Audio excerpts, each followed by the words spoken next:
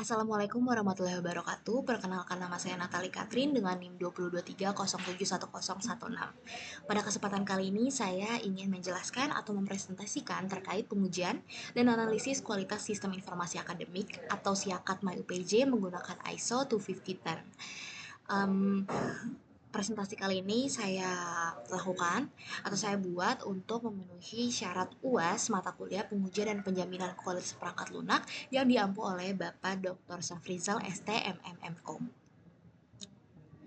Berikut ini adalah daftar isi atau hal-hal apa saja yang akan saya bahas di presentasi kali ini. Yang pertama ada pendahuluan, lalu ada landasan teori, metodologi, hasil dan pembahasan, dan yang terakhir adalah kesimpulan dan saran.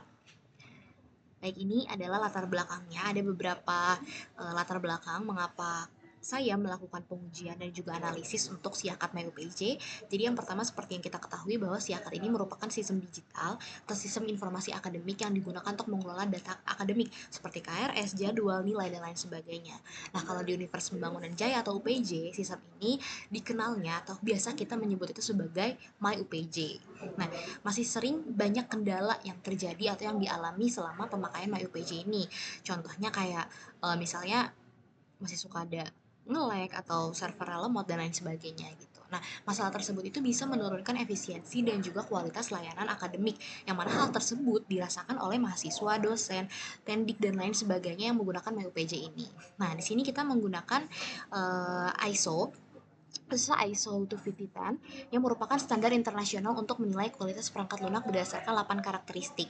Nah, namun dalam pengujian atau evaluasi sistem MyUPJ ini kita tuh hanya menggunakan 4 karakteristik utama dari 8. Jadi yang dipilih ini adalah yang pertama functional suitability, lalu usability, lalu performance efficiency, dan yang terakhir adalah reliability.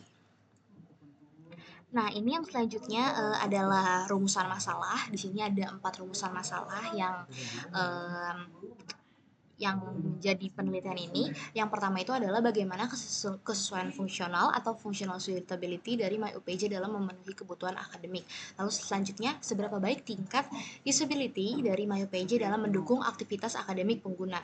Lalu yang ketiga adalah bagaimana efisiensi kerja atau performance efisiensi MyUPJ dalam mengakses informasi akademik secara cepat dan juga responsif. Nah, yang terakhir ini adalah sejauh mana keandalan atau reliability MyUPJ dalam memberikan layanan akademik yang stabil dan juga minim gangguan.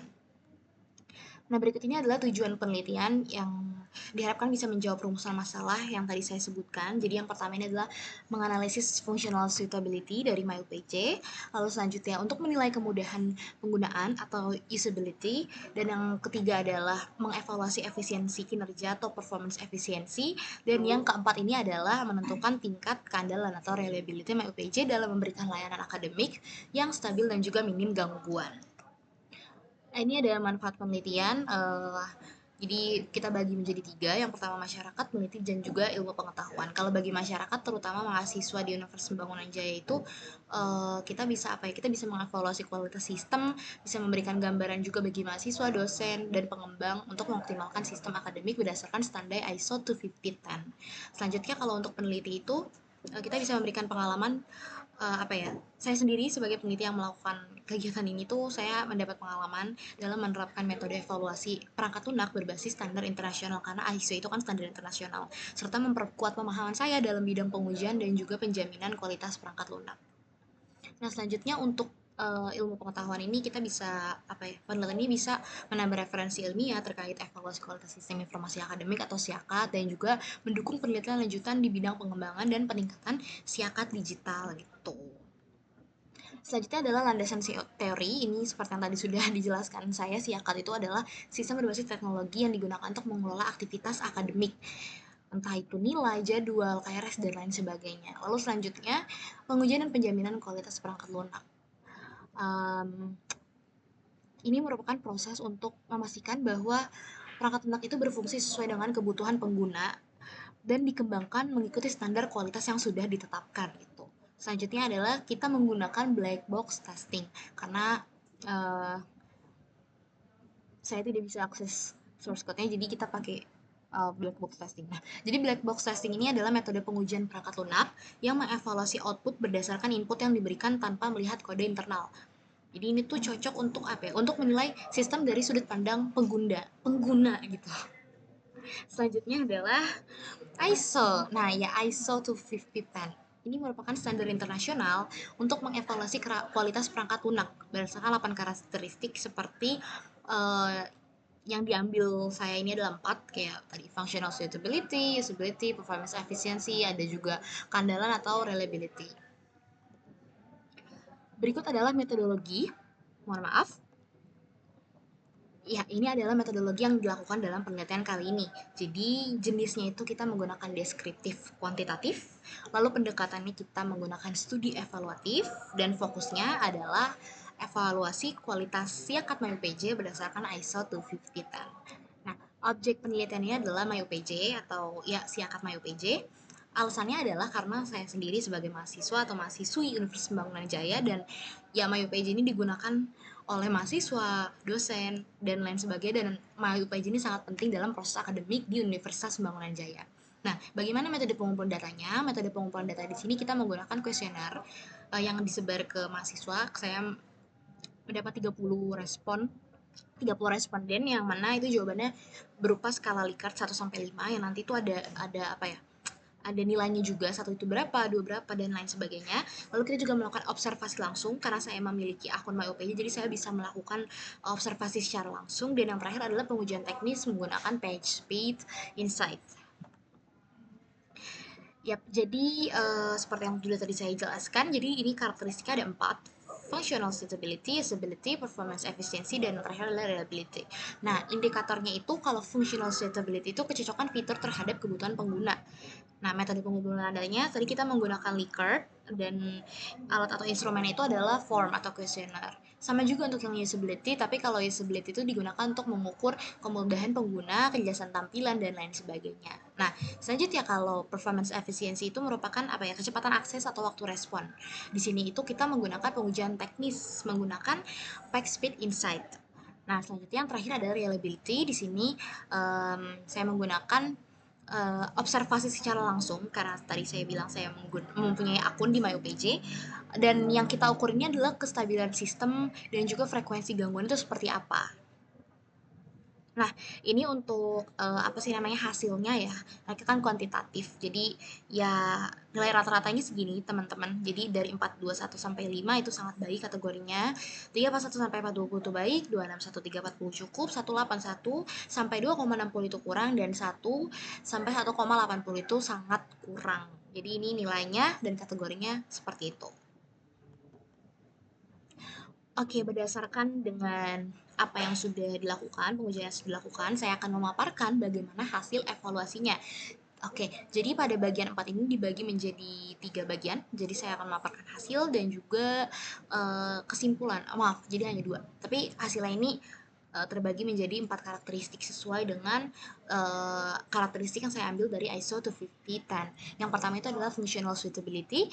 Di functional suitability ini kita menyebar kuesioner dan mendapat 30 responden dan juga rata-rata skor dari seluruh atau 30 responden tersebut adalah 4,61.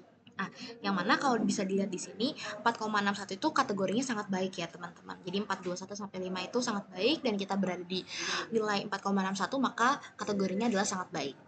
Oke, oh di sini ada terbalik ya berarti skor terendahnya itu harusnya 421. Itu masih masuk kategori baik, sangat baik malah dan skor tertingginya itu adalah 496. Nah, selanjutnya adalah untuk median itu 4,66 dan standar deviasinya adalah 0,21. Maka dari itu kategori penilaian functional suitability untuk siakat Mayo PJ ini adalah sangat baik.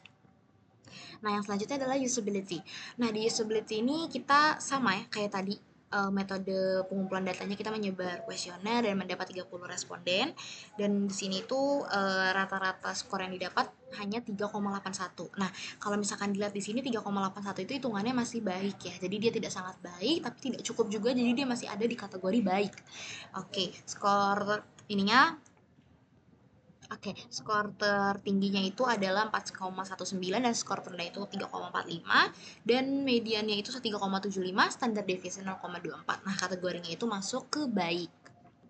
Nah, selanjutnya ini merupakan performance efisiensi ya. Oke, nah di sini performance efficiency itu kita menggunakan pengujian teknis dan menggunakan PackSpeed Insights, dan hasil akhirnya itu adalah eh, jadi siaran MyUPJ itu bisa diakses di mobile atau desktop web ya. Dan kalau misalkan di handphone itu ya dia nilainya 79.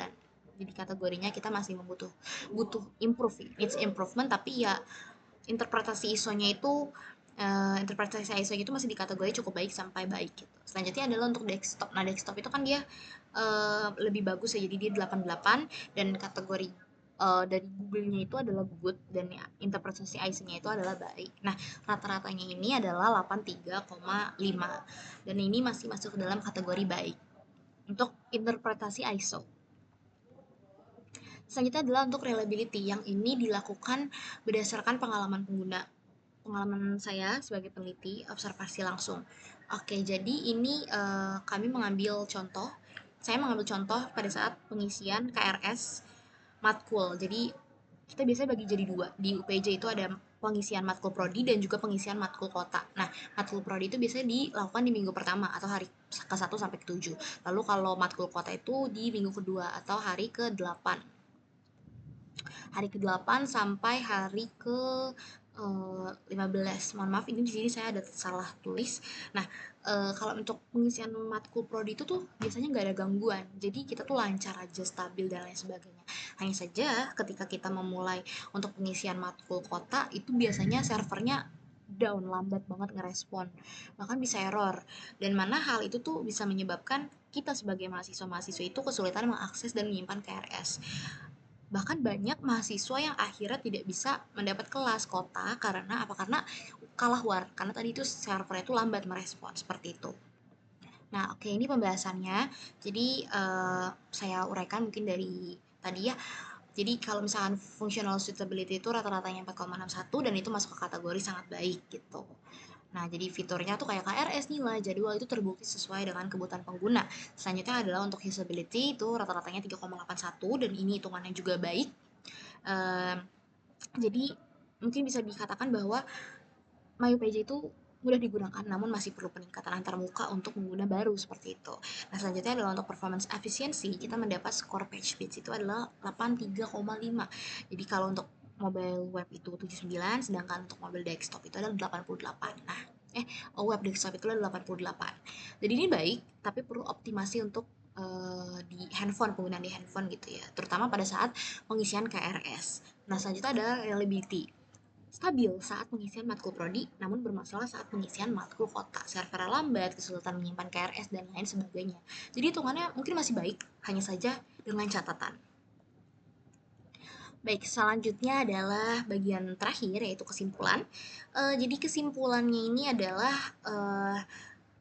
untuk functional suitability kita bisa bilang kategorinya sangat baik untuk MyUPJ ini. Namun untuk usability kita masih dalam kategori baik, lalu performance efficiency juga baik, dan yang terakhir adalah reliability itu baik namun dengan catatan. Jadi sistem MyUPJ ini telah memenuhi sebagian besar standar kualitas, namun masih perlu perbaikan, terutama pada performa mobile web dan juga stabilitas saat jam sibuk seperti pengisian KRS. Selanjutnya adalah saran. Berikut ada 4 saran dari saya sendiri. Yang pertama itu adalah mengoptimalkan performa mobile sesuai untuk akses yang cepat dan responsif di semua perangkat. Lalu selanjutnya adalah memperkuat stabilitas sistem saat jam sibuk, terutama pada saat pengisian matkul kota. Lalu yang ketiga, memperbaiki antarmuka dan navigasi agar lebih intuitif bagi pengguna baru. Ini kalau pengguna lama udah biasa, tapi pengguna baru itu lebih apa ya? Dia butuh lebih intuitif lagi seperti itu. Selanjutnya yang terakhir adalah melakukan evaluasi rutin berbasis ISO 25010 untuk menjaga kualitas sistem.